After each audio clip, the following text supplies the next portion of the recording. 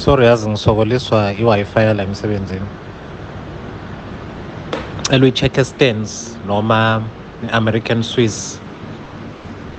So ngisazozama ukuthola usize wakhe lapha eBrowns. Banginikeza usize ka-V.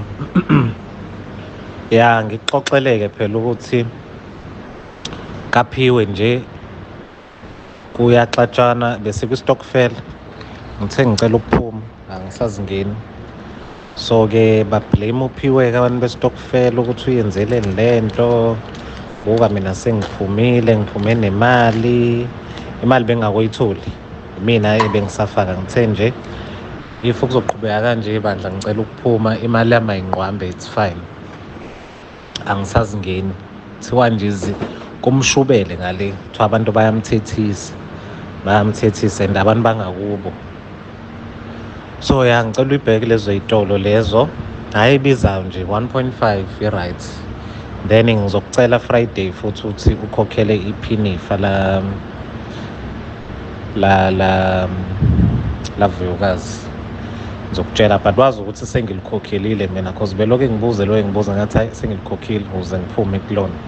But ngiyazi ukuthi vele ngizokhokhela Friday. Ngisemsebenzini. Ukhona uV asikhulumi kakhulu, ngiyam-avoida nje kakhulu futhi. After nje sengikhulume nawe hayi ngiyam-avoid. Siyakhuluma kodwa hayi kakhulu. Yazi kwakuqiniseka kuthiwa abantu abazali sebeshadile. Nawo manje impilo yakhe imile. Ukhulisa ingane. Akekho semzini wakhe. Uhleli kubo. Impilo yakhe imile shame.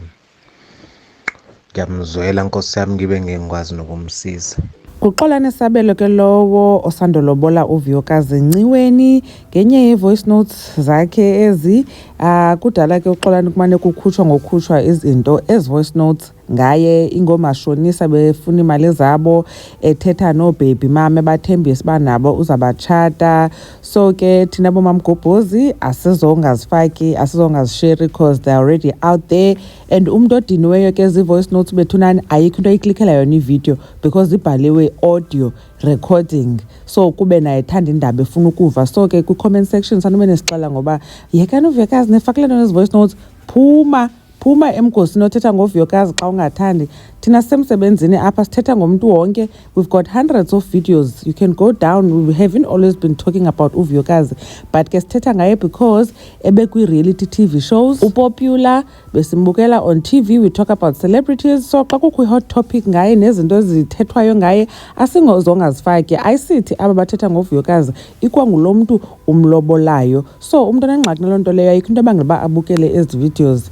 So uVuyokazi ke ke ebetshilo izolo bethuna wathi akanaxesha layo yonke into ekhutshwayo, i-voice notes ezintsha, i-voice notes ezindala, i-voice notes ezisezawukhutshwa akanandaba. Ufake eso story ke ku-Instagram. Into enzekayo ke bethunani uxolani Sabelo noVuyokazi kuthiwa ikhona i-reality TV show ezayo kuthiwa yekaVuyokazi. So surely ke noxolani inoba sizambona kodwa ke uxolani simvile kwenye yezi voice notes esithi yena utshilo uba akafuni nix ezawuphathwa ngepast yakhe inoske iyekwe nalo show uba kuzawugujululwa izinto zakhe mhlambi ke kuthethwe nabantu ebesebomini bakhe phambi koba abe kunye noVuyokazi. Uba ufihla ntoni ke asiyazi, nguye owaziyo. Njengoba nimva ke uxolani uthi uyamvela uVuyokazi ngoba ubomi bakhe bumile ngoku kunyanisiwe uba umntu it's best uba amithe esemzini because ngoku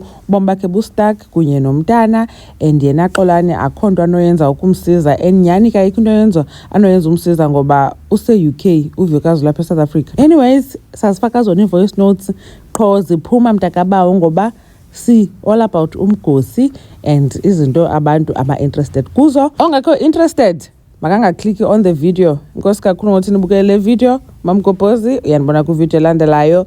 Bye.